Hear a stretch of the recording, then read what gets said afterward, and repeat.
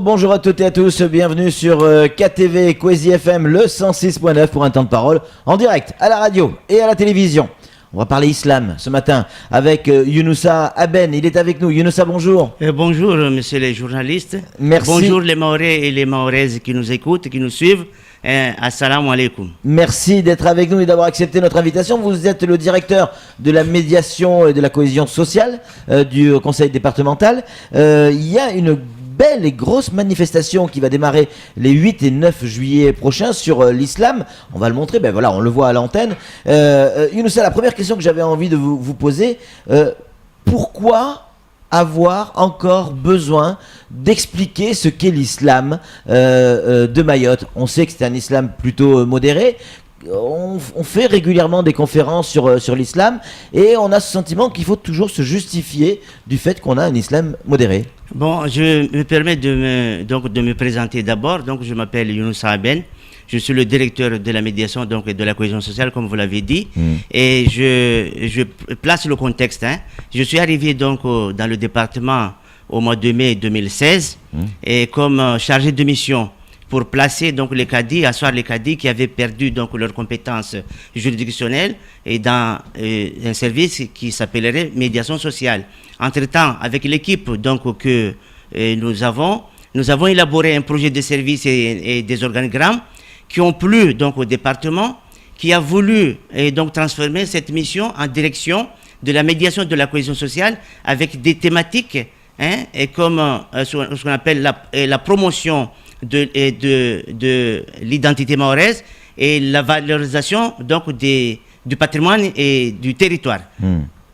Pourquoi avoir besoin de justifier tout ça? Non, on n'a pas besoin de justifier, mais l'islam, et je rappelle que Mayotte, comme on dit avec les statistiques, que nous vivons ici, nous sommes le seul territoire de la République avec 95% de musulmans. Et nous avons donc réfléchi sur les thématiques avec toutes les violences qui découlent, donc les violences qu'on voit dans les établissements scolaires, les violences et le problème de la délinquance qui est galopante. Et l'État a fait donc un état des lieux et même dernièrement. Nous avons donc constaté que tous ces phénomènes-là viennent du fait qu'il y a un recul, il y a une perte de repères pour les jeunes en particulier. Donc cette conférence, c'est d'abord pour les Mahorais qu'on le fait, pour les rappeler les valeurs de l'islam, les valeurs de tolérance, les valeurs de respect d'autrui, les valeurs de respect de la dignité humaine, et que les enfants, au fur et à mesure, les perdent. Donc c'est d'abord pour rappeler aux Mahorais. On n'a pas besoin de justifier, parce que l'islam, c'est la deuxième religion de France. Mais on a besoin d'expliquer d'abord aux Mahorais. C'est pour cela qu'on a fait venir donc, ces experts pour partager ensemble ces moments d'échange, le 8 et le 9 juillet. Sam. En fait, vous nous dites que l'islam possède 5 piliers, les 5 grands piliers de l'islam, mais qu'à Mayotte, l'islam, c'est le pilier de la société. Oui, c'est le pilier, c'est un élément de la cohésion sociale. C'est un élément de vivre ensemble, de respect et d'autrui, de respect de l'autre. Et c'est ce qui a permis donc à Mayotte de vivre avec toutes ces communautés, parce que je peux vous rappeler que Mayotte, par rapport aux 3 autres îles, est la seule île où il y a autant de communautés qui vivent en coexistence. Et donc, on a vécu ça depuis tout ce temps. Et aujourd'hui, on sent qu'il y a, comment dirais-je là, il y a des dérapages, il y a des phénomènes d'incivilité qui montent. Et là, on dit c'est pas l'islam, c'est pas les valeurs de Mayotte. Et Mayotte a toujours vécu avec les valeurs de l'islam, les valeurs de l'hospitalité, les valeurs, et ici on reçoit tout le monde. Et là, on sent qu'il y a vraiment un recul de ces valeurs-là. C'est pour cela, et le département a donc demandé de préparer ce projet-là. Younoussa, la singularité de l'islam de Mayotte, ça sera la première table ronde qui sera organisée. En quoi l'islam de Mayotte est singulière? Alors, vous savez, avec les enjeux, les dérives de ce qu'on appelle aujourd'hui le barbarisme, le terrorisme international, le problème de la radicalisation, donc phénomène mondialement connu maintenant. Et on voit bien que l'islam, c'est un enjeu. Alors, il faut que nous, ici, qui sommes le seul territoire français avec une pourcentage importante donc, de musulmans, il faut que nous prenions des précautions pour expliquer aux Marais les vraies valeurs de l'islam pour que on protège ce Mais ça territoire. se fait dans les mosquées, ça, Younoussa, ça se fait dans les mosquées, expliquer ce qu'est l'islam, la différence, le risque de la radicalisation, etc.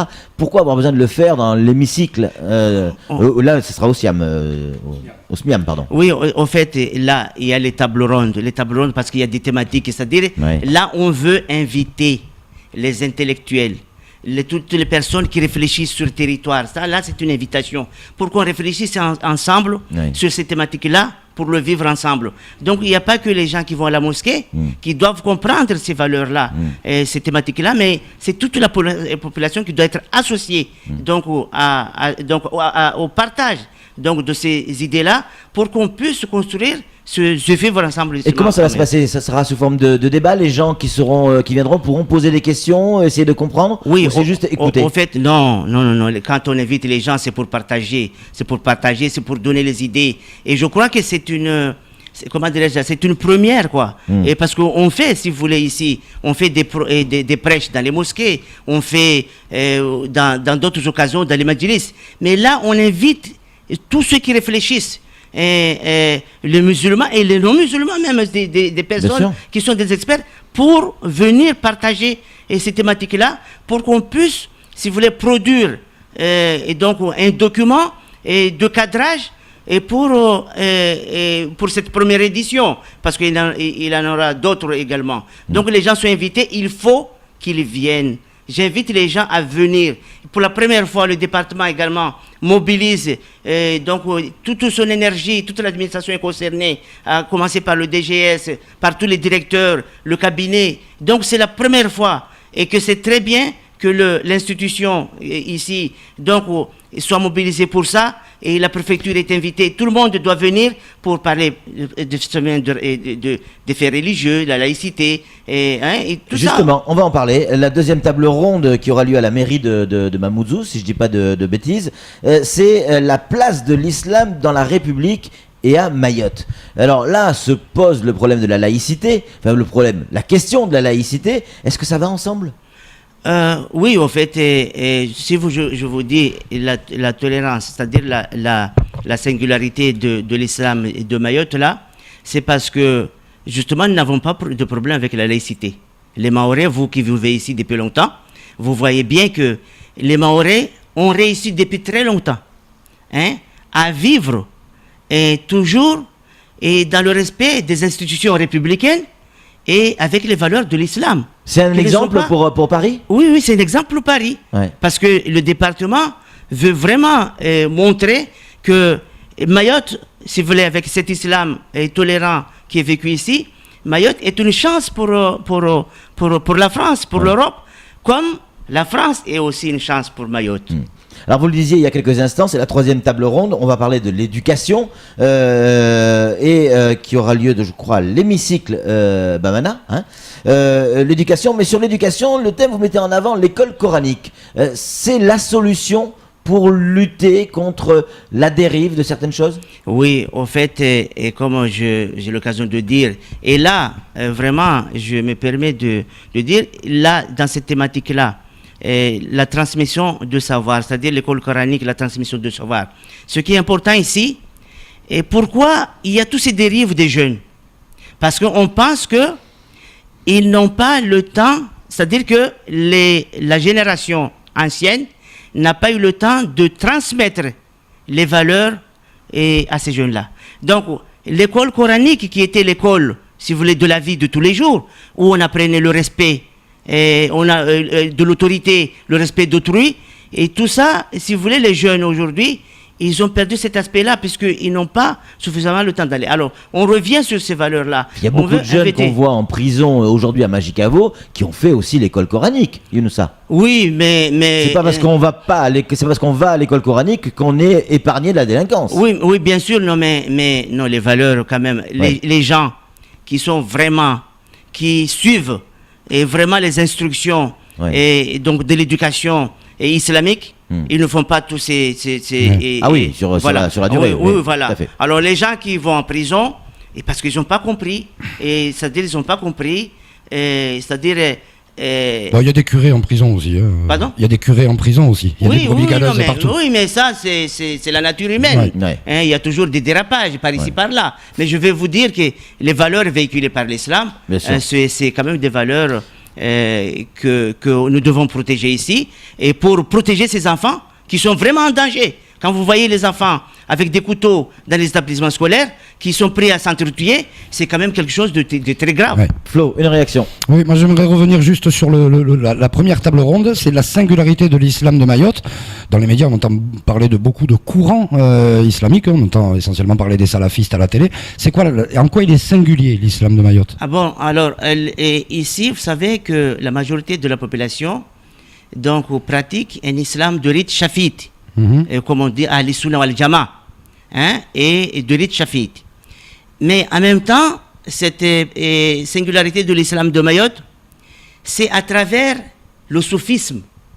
Le soufisme, les Maulida Chengue que vous voyez, les daïras que vous voyez, et les maulidis que vous voyez, où souvent les jeunes accompagnent les adultes, où les apprentis accompagnent leurs professeurs, et cette vie-là de communauté permet justement aux grands de transmettre aux jeunes les valeurs du respect, les valeurs de la vie.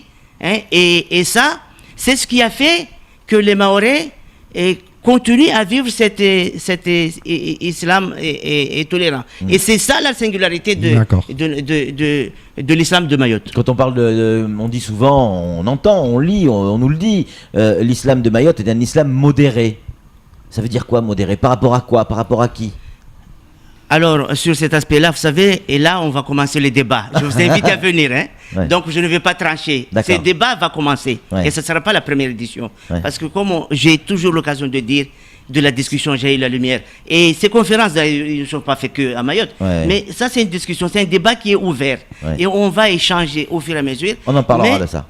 On en parlera lors du débat. La prochaine fois. Samuel Bocher, le rédacteur en chef de France Mayotte Matin. Une question à vous poser, Younoussa. Désolé, mais je relance déjà encore le débat. Mais vous parliez tout à l'heure de votre service a été créé pour redonner toute leur place aux cadis dans la société. Aujourd'hui, on ne les voit plus. Malgré la création de ce service, cette mise en priorité, on ne les voit quasiment plus. Qu'est-ce qui manque aujourd'hui pour qu'ils reviennent et qu'ils puissent nous guider? Oui, en réalité, les cadis, c'est-à-dire ils ont perdu leurs compétences juridictionnelles depuis donc 2011 en particulier, depuis donc l'installation de la départementalisation, et qu'il fallait exploiter leur expertise et pour donner une place dans cette société moderne. Donc ils ne pourront plus rester que dans les bureaux. Il faut qu'ils imaginent avec cette direction et cette administration républicaine, donc comment dirais-je, un projet de vivre ensemble dans ce territoire-là. Ce projet-là, nous l'avons donc programmé. Et il est déjà presque validé. C'est pour cela, vous voyez ce projet qui émerge et qui a été pris par tout le monde, qui est partagé par tout le monde. Donc ça fait partie, vous voyez, et pour la première fois, cette direction avec les cadis organise une conférence d'une telle importance avec des personnalités de renommée internationale. Voilà le rôle des cadis aujourd'hui. Il faut qu'ils soient dans la société, il faut qu'ils échangent avec la société pour, comment dirais-je là, pour rappeler les valeurs donc véhiculées par l'islam, mais également les valeurs de la vie de tous les jours dans la République française. Dernière question sous forme de conclusion, ce qui se passe dans le monde aujourd'hui, on en parlait tout à l'heure, la radicalisation, les actes de terrorisme qui sont que l'on voit un peu partout dans le monde, notamment récemment encore en Angleterre. Est-ce que ça nous oblige, est-ce que ça vous oblige à réexpliquer encore plus qu'avant ce qu'est réellement l'islam? Oui, en réalité, vous savez, sur la table ronde numéro 2, pourquoi nous parlons comment dirais-je, de l'accompagnement de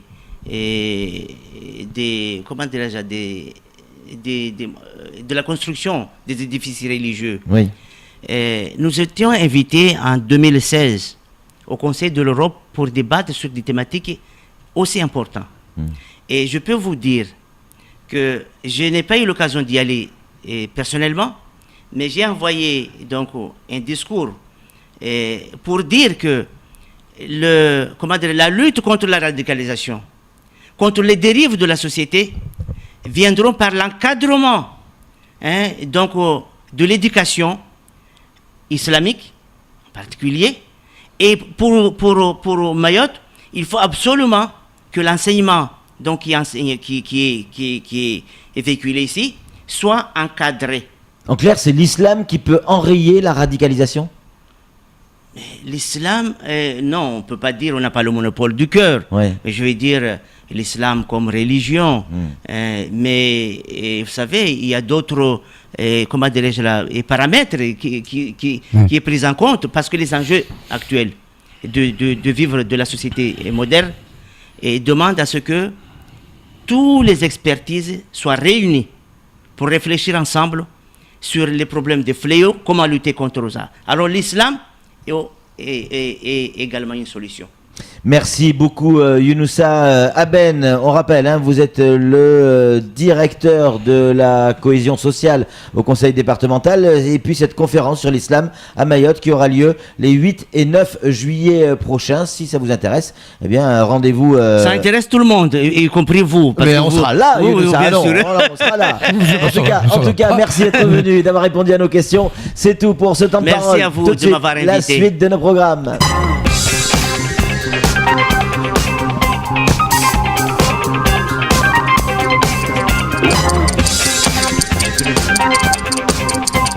D'accord. Au fait, donc